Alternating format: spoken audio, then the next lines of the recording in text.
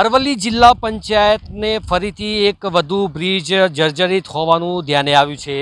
હાલ આપણે છીએ મોડાસા નગરથી સબલપુર ગ્રામ્ય વિસ્તારને જોડતું આ પુલિયું જિલ્લા પંચાયત હસ્તકનું છે।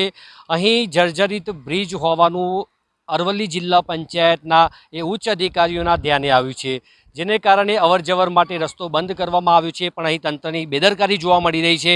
કોઈપણ પ્રકારનું બેરિકેટિંગ તે અથવા તો અહીં માટીના ઢગલા કરવામાં આવ્યા નથી, જેને કારણે રિક્ષા તેમજ અન્ય ટુ વ્હીલર વાહનોની અવરજવર પણ જોવા મળી રહી છે। તંત્ર દ્વારા અહીં બેનર લગાવવામાં આવ્યું છે કે આ જર્જરિત બ્રિજ હોવાને લઈને આ રસ્તો બંધ કરવામાં આવ્યો છે, પણ અહીંથી કેટલાક રિક્ષાઓ ચાલકો, વાહન ચાલકો, અન્ય વાહન ચાલકો પસાર થઈ રહ્યા છે। આ સબલપુર અને મોડાસા શહેરને જોડે છે। તંત્ર દ્વારા જે આ બ્રિજને જર્જરિત જાહેર કરવામાં આવ્યું છે, જેને કારણે નક્કી કરેલી જે કંપની છે એ કંપનીની ટીમ આવી પહોંચી છે। સેમ્પલ લેવા માટેની તજવીજ હાથ ધરી છે। અમદાવાદથી ખાસ ટીમ આવી છે અહીં સેમ્પલ લેવા માટે, અને સેમ્પલ લઈને આ પરીક્ષણ માટે જશે, અને ત્યારબાદ ખ્યાલ આવશે કે શું આ બ્રિજ ઉપયોગી છે કે બિન ઉપયોગી છે। અહીં કંપનીના માણસો પણ છે, તેમની સાથે વાત કરીશું। આપનું નામ શું છે ને કઈ કંપની છે? નામ મોહનભાઈ વણઝારા છે। અમારી કંપની અમદાવાદથી ફોરેન્સિક લેબ છે, અમારી ટેસ્ટિંગની લેબ છે, NABL એપ્રુવલ છે લેબ છે।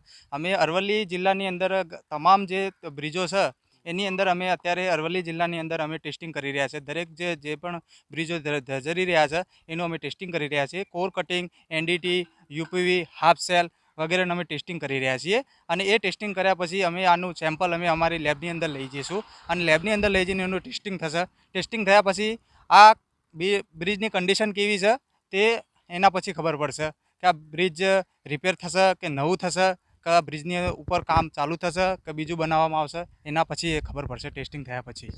સેમ્પલમાં શું લેવામાં આવે છે? સેમ્પલમાં આ જે કોન્ક્રીટ હોય છે, જે કોર કટિંગનું એ લઈએ છીએ। બીજું કે આ લોખંડનું જે હોય છે એના લોખંડના સળિયા જે કાંટ ખાધેલા હોય એને હાફ સેલનું કરીએ છીએ, અને નીચેનું સ્ટ્રેન્થ હોય છે જે તિરાડો વગેરે કંઈક પડી ગયો એને UPV, રિબોન હેમર એ વગેરે અમે ટેસ્ટિંગ કરીએ છીએ।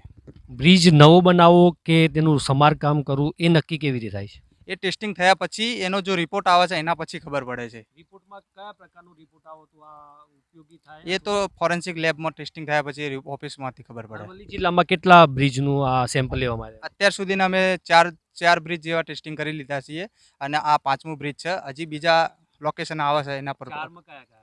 એક કુંડોલ છે, એક વણિયોલ છે, એક આ સાબલપુરનો છે, અને એક આગળ મોડાસામાં છે। મોડાસામાં બીજું કયું છે? એ હજી લોકેશન આવ્યું નથી, પણ આ પત્યા પછી આગળનું લોકેશન આપશે અમને। જો આ મોડાસા સબલપુરનો બ્રિજ છે તેનું સેમ્પલિંગ લેવા માટેની તજવીજ હાથ ધરવામાં આવી છે, પણ તંત્રને મોડે ભાન થયું કે આ બ્રિજ બિન ઉપયોગી છે અને જર્જરિત છે, જેને કારણે અવરજવર બંધ કરવામાં આવી છે। જય હિન્દ સાથે અંકિત ચૌહાણ, મેરા ગુજરાત, અરવલ્લી।